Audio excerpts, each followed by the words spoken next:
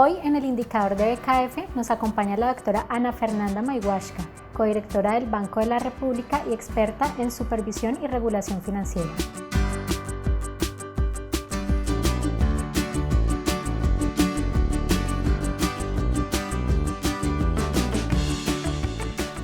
En efecto es una vocación, pero sería difícil tratar de entender de dónde vienen. Mis padres no eran funcionarios públicos, mi hermano también fue buena parte de su vida funcionario público.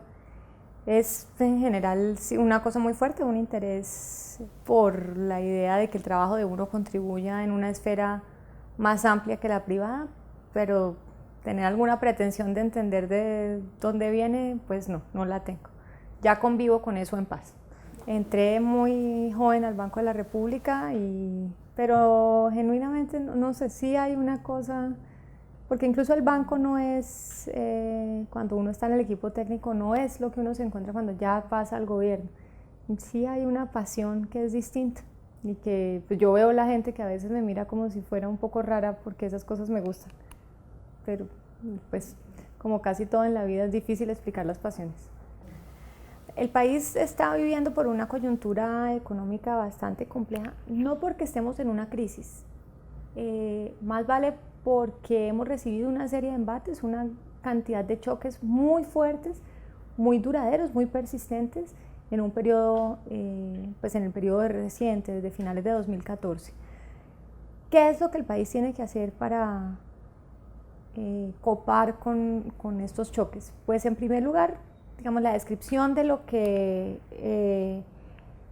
del choque fundamental, que es el de la caída del precio del petróleo, es como si nos hubieran reducido nuestro ingreso de manera permanente. Y tal como haría cualquier persona en su casa, pues si uno encuentra que hay un recorte permanente de su ingreso, pues necesariamente se ve abocado a reducir sus gastos, porque caso contrario va a tener que estar endeudándose per secula seculorum, y en algún momento eso se va a convertir en un fenómeno insostenible. Entonces, en esa medida, la razón por la cual se tiene la idea de que la economía tiene que desacelerarse es precisamente porque tenemos que ajustar nuestro gasto a los nuevos niveles de ingreso. De lo contrario, estaríamos acumulando una deuda que sería insostenible y esa acumulación se representa en el déficit en cuenta corriente. ¿Qué hemos venido haciendo para que se dé ese ajuste? Una parte, creo yo, de esta discusión es tratar de explicar el fenómeno a todos los agentes, a los aguares, a las personas, para que entiendan un poco que estamos en una coyuntura en la que crecer menos es mejor. Por otro lado, hay algunos elementos que corresponden a la política fiscal, que no corre por cuenta del Banco de la República, sino por el Ministerio de Hacienda, porque parte de ese gasto es gasto público, entonces pues ha tenido que haber unos recortes de gasto lo que no hemos recortado en el gasto pues va a tener que recomponerse como otras fuentes de ingreso, en este caso tributario, y por eso es que ha estado tan en boga la reforma tributaria que tiene que ser presentada y aprobada en 2017. En el caso de la política monetaria, pues digamos que hay un frente de acción fundamental, y es que la inflación también, por cuenta de la devaluación y de los choques climáticos, se ha alejado del rango meta que tiene establecido el Banco de la República. Sin embargo, las razones por las cuales se ha alejado es por lo que nosotros llamamos choques de oferta. La devaluación encarece ciertos productos, los importados, y aumenta los costos de producción de algunos otros productos, y en realidad no se encarecen porque la demanda esté creciendo, sino pues porque tenemos ese fenómeno que es como un choque que viene de afuera. Y en el caso de alimentos también tenemos un choque de oferta, porque en realidad lo que ocurre es que por el cambio que nos ha generado el fenómeno del Niño, pues la producción se ha visto reducida, lo cual presiona el costo de los alimentos al alza. En esos casos, en realidad, el llamado de la política monetaria, en principio, no sería que haya que atenuar la demanda, que es lo que típicamente hace el aumento de tasas de interés, porque lo que estamos viendo es que hay unas presiones que están reduciendo la oferta, sobre los cuales pues la tasa de interés no tiene ningún impacto. Sin embargo, dado que los choques han sido tan grandes, pues las expectativas de inflación de mediano plazo también se vieron afectadas, y en esos casos la política monetaria reacciona tratando de indicarle a todos los agentes económicos que deben confiar en que la inflación se va a volver a meter dentro del rango meta, y que nosotros como Junta Directiva del Banco de la República vamos a hacer todo lo necesario para que eso ocurra. Y es por eso que hemos visto un incremento de las tasas de interés que va en la misma dirección en la que uno quisiera que fuera la demanda interna, y es que al subir las tasas de interés se desacelere la demanda y eso nos permita cerrar esa deuda que es, como hemos aquí llamado, al déficit en cuenta corriente. Alrededor de los 2.000 pesos en el corto plazo, no, del largo plazo, pues creo que muy pocas personas estaban pensando en que íbamos a verlo en 3.400 pesos hace unos años. Entonces, pues, digamos, aventurarme a largo plazo sería más vale tonto, dado que ni siquiera es factible tener una buena provisión a corto plazo. Ha venido cayendo, hemos tenido una estabilidad en el precio del petróleo que ni siquiera se vio afectada por el fracaso de los diálogos que hubo en Doha esta semana, y entonces lo que parece que se percibe en el ambiente es que hemos llegado a alguna estabilidad. Esa estabilidad no quiere decir que haya ninguna fuerza que en realidad lo esté jalando a niveles como los que vimos a principios de 2014 o mediados de 2014 al 2000 o debajo del 2000, pero sí que ha cesado la presión que sistemáticamente veníamos sintiendo, para que hubiera un fenómeno de devaluación. Hay unos ciertos parámetros técnicos con los cuales se va evaluando en qué momento es hora ya de que empecemos a pensar en un billete de más alta denominación. El PIB per cápita, el salario, el mínimo y el promedio, etc. Y lo cierto es que el billete de 50.000 ya llevaba muchísimos años en circulación. Como ocurrió con el billete de 50.000 cuando recién empezó a circular, nadie está pretendiendo que el billete de 100.000 sea mañana lo que todos ustedes tengan en sus billeteras, y ojalá no sea lo que les dispense el cajero. Sin embargo, la emisión inicial, o sea, la puesta en circulación de un billete de alta denominación, empieza a hacerse necesaria porque pues, precisamente la economía ha crecido en los últimos años, y ya llevábamos muchísimo tiempo desde la última vez que habíamos emitido un billete de alta denominación. Evidentemente este no es un billete con el que uno quiera contar para hacer sus transacciones de bajo valor, y en consecuencia seguirá siendo más alta la producción o el énfasis en los billetes de baja denominación, pero era importante contar con un nuevo instrumento para la economía, dado pues un desarrollo que ha sido notorio desde la última vez que emitimos un billete o cambiamos la más alta denominación de los billetes. En todos. El Banco de la República ha anunciado que lo que se ha generado es una nueva familia de billetes, como denominamos nosotros este proyecto, que ha incluido el lanzamiento del nuevo billete de 100.000, pero sobre todo el cambio en el diseño y producción de los demás billetes, el de 50.000, el de 20.000, el 5.000 y el de 2.000. Entonces, esta nueva familia de billetes cuenta con un nuevo diseño, con un refuerzo importante en términos de las condiciones de seguridad para contrarrestar el riesgo de falsificación, y además, la verdad sea dicha, es que son billetes todos muy lindos. Y los invitamos a todos a que visiten, si quieren buscar en YouTube Nueva Familia de Billetes, o si quieren buscar en la página del banco la información sobre el billete de 100.000 y sobre todas las nuevas denominaciones. Hay una gran cantidad de información encaminada a que los colombianos conozcan esta nueva producción, entiendan las nuevas diferencias de los billetes, los nuevos elementos de seguridad, porque evidentemente en el proceso de prevenir la falsificación es muy importante que todos estemos informados respecto de cuáles son los nuevos elementos de seguridad que acompañan la producción de la nueva familia de billetes. Están programados trimestralmente. Durante el primer trimestre, pues el lanzamiento precisamente del billete de 100.000. Sigue, si no estoy mal, 50.000, pero ya no estoy segura si en el segundo semestre eran 50.000 o 20.000. En el tercer trimestre entran la siguiente denominación, 10.000, y luego 5.000 y 2.000. En cada fin de trimestre, entonces, vamos a estar lanzando los nuevos diseños para el cambio de los billetes que utilizamos todos los colombianos, y repito, sería útil e importante que la gente entre y conozca los nuevos diseños. Tenemos una gran cantidad de material informativo, no solamente sobre los diseños, sus características, su tamaño, las características que tienen para el reconocimiento por parte de personas que tienen incapacidades visuales, etcétera. Y además, en realidad creo que el video es un video muy bonito, dado que el proyecto, toda la nueva familia de billetes cuenta con una Hay algunos personajes en el anverso, pero en el reverso el tema que decidimos ilustrar fue la biodiversidad colombiana, y pues ya lo dejaría a juicio de ustedes, pero vale la pena que vean el video.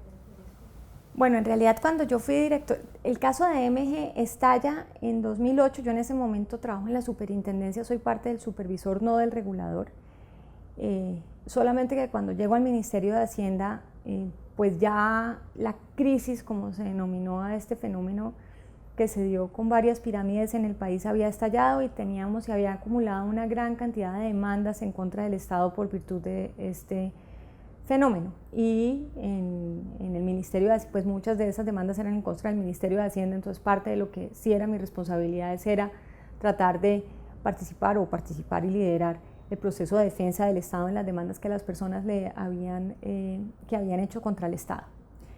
Evidentemente aquí hubo personas incautas que fueron víctimas de mala fe de algunas de las personas que montaron estos esquemas piramidales. Pero también es verdad que en muchos casos hubo muchas personas que estaban entendiendo el riesgo en el que estaban incurriendo. Yo tengo una anécdota, y es que en una de las demandas que teníamos en el ministerio había una pirámide que se llamaba La Pirámide. Es decir, no estábamos hablando en gran cantidad de los casos de personas que no entendieran que había un riesgo inherente al tipo de operaciones que estaban realizando. Y sin embargo persistieron en ellas porque estaba la noción de que podían resultar ganándose una gran cantidad de dinero. En muchos casos observamos de hecho un comportamiento estratégico, en el sentido en que la gente invertía un primer monto y después de eso solamente reinvertía los rendimientos, de tal manera que el capital estuviera protegido.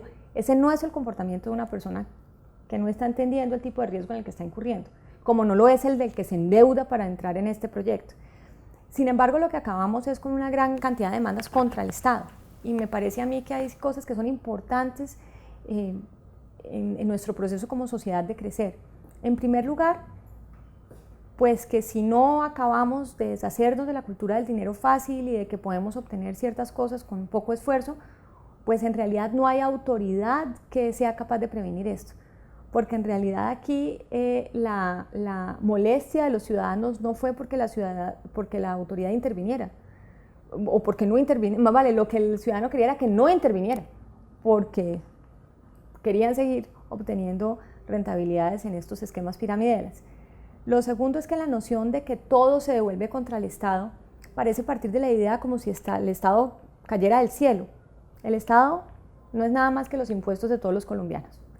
Entonces lo que acaba pasando es que otros ciudadanos vulnerables, pobres, necesitados, acaban pagando por las demandas de quienes decidieron incurrir voluntariamente en esos esquemas de riesgo.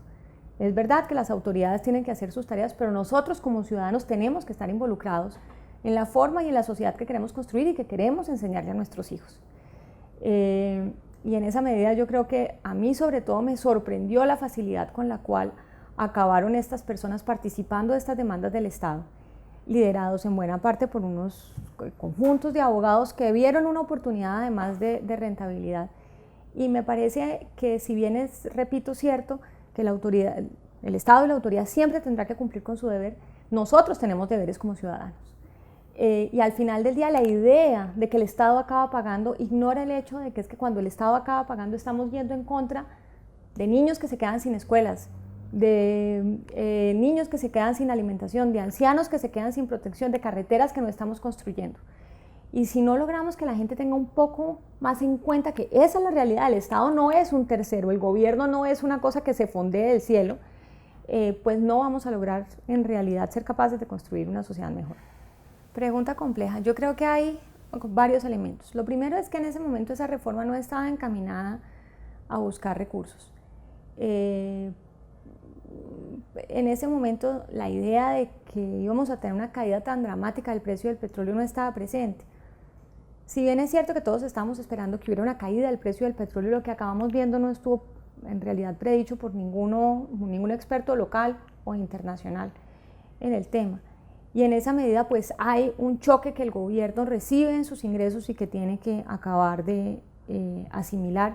Parte se ha dado a través del recorte del gasto, pero parte tendrá que darse a través de una nivelación de los ingresos. En segundo lugar, creo que en su momento estábamos aprovechando, entre comillas, la situación de que no teníamos en ese momento una fuga fiscal para hacer una reforma conceptual al tipo de impuestos que cobrábamos. Y aprendimos cosas, aprendimos por ejemplo en el imán que seguíamos dejando muchas formas de burlarlo. A la postre hubo un pronunciamiento de la Corte Constitucional en contra de una parte muy sustancial de ese impuesto y que en consecuencia pues, nos enseñó respecto de las dificultades de tratar de gravar a las personas naturales en Colombia. Yo creo que en Colombia tenemos una noción de que es que las personas naturales pagamos muchos impuestos y ha sido complejo transmitir la sensación de que no lo hacemos bajo ningún estándar internacional.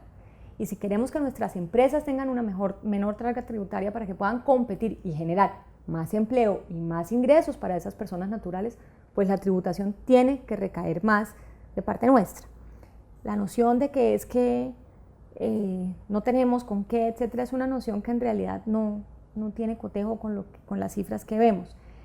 Y pues sobre esas dificultades sí que aprendimos en la reforma tributaria del 2012.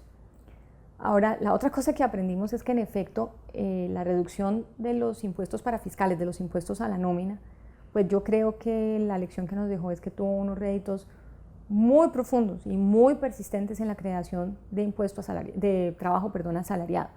Y pues tan es así que el empleo, sobre todo el empleo formal, ha sido muy robusto, muy resistente, más vale esa sería la palabra, incluso a los embates que estos choques recientes le han generado a la economía, y pues yo creo que eso es motivo de más para aplaudir los resultados de esa reforma. Ahora bien, en efecto, nos vemos abocados a que tenemos que plantear otra senda de ingresos y que si queremos todos los bienes públicos que permanentemente demandamos, pues tenemos que pagar. Normalmente nos gusta la idea de pensar que es que en países desarrollados los gobiernos son distintos. No nos gusta pensar la idea de que los ciudadanos también. Si queremos llegar a esa noción de desarrollo, pues tenemos que entender que es que, de nuevo, los gobiernos no caen del cielo, salen de la sociedad civil. Una sociedad civil que no está dispuesta a entender que su deber legal es el de pagar los impuestos, pues tampoco va a tener sustento para reclamar que una parte de ese gobierno, de esos funcionarios públicos, incurran en actos de corrupción, que entre otras normalmente vienen acompañados con un privado. Entonces, si no aprendemos un poco de ese cambio de cultura, pues estamos queriendo llegar a una sociedad fantasma, porque pensamos que la va a jalonar un sector público que no está compuesto de nada distinto que de ciudadanos. Y yo personalmente creo que yo no tengo ninguna capacidad de cambiar la forma en que ninguno de mis pares opera. Tengo fundamentalmente la capacidad de cambiar la forma en la que yo opero. Yo creo que las personas naturales tenemos que pagar más. Yo creo que hay ciertas exenciones que el país ha entendido como protectoras de una clase más vulnerable porque no hemos acabado de entender. El IVA es el ejemplo más sencillo. ¿Cuál es la idea que al rompe tienen los colombianos? Que es que como el huevo no paga IVA, de esa manera protegemos a las personas más pobres de la sociedad. Las personas más pobres de la sociedad comen notoriamente menos huevos que las personas más ricas de la sociedad. Por lo tanto, cuando no gravamos con IVA los huevos, quienes más dinero están ahorrando son los quintiles más ricos de la sociedad. Sería preferible gravar el huevo con IVA y ver de qué forma se le retribuyen esos recursos al quintil más pobre de la sociedad. Pero la idea persistente y un poco facilista de que lo más fácil es eximir a la canasta básica del IVA, pues a lo que nos lleva es a un impuesto en cuya exención hay una gran cantidad de recursos fiscales que podrían estar alimentando ese recaudo que necesitamos tener sin ir en detrimento de la actividad productiva, que es fundamentalmente lo que tenemos detrás de las empresas. La otra realidad es que no todas las empresas están gravadas porque tenemos una gran cantidad de otras exenciones ya en el impuesto de renta. Y creo que ahí también la idea de que nosotros como sociedad tenemos que entender que esta no es una discusión que solamente ampare al gobierno, es que tenemos sectores de la sociedad que están exentos y este sí es un juego de suma cero, lo que no pagan ellos lo pago yo. Entonces tengo que devolverme y reclamarles, porque ellos van a estar allá haciendo presión para que su exención persista. Yo voy a estar quejándome en mi casa, hasta que yo no entienda que yo tengo que ir allá donde ellos están defendiendo esa exención, pues no vamos a llegar a un equilibrio. De nuevo, vuelve y juega la idea, Esto no es un problema de un gobierno lejano y que está allá, esto es un problema de nosotros como sociedad y tenemos que entender la participación responsable que nos compete, que no está solamente en el proceso de votación, aunque evidentemente pasa por ahí necesariamente, está también en la participación que tenemos en otros debates democráticos.